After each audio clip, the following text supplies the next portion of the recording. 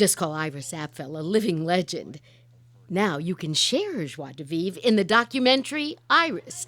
At age 93, whether it's influencing style or living life, Iris does things her way. What gave you the courage to be such an individual and to express that, do you think? I remember coming home from school one year. I think I was 19. My mother was in business. She was rather occupied.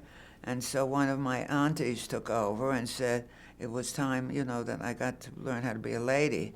And I remember once I was wearing jeans way back then, and I had a very interesting guy who was taking me out, and she carried on so and made me go home and put on some black silk pants and whatnot, and I felt like Esther's pet horse. And I was so uncomfortable all day that I said, this is it. I will live my life the way I see fit. I get more kick out of this. It cost $4 and change, and if my husband took me to Harry Winston. I don't dress up all the time, but when I do, I like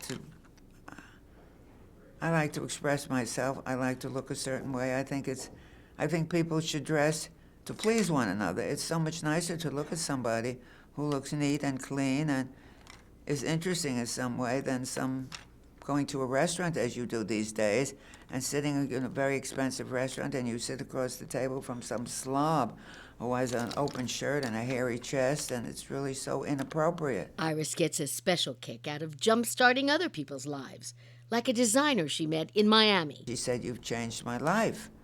And I said, "What do you mean by that?"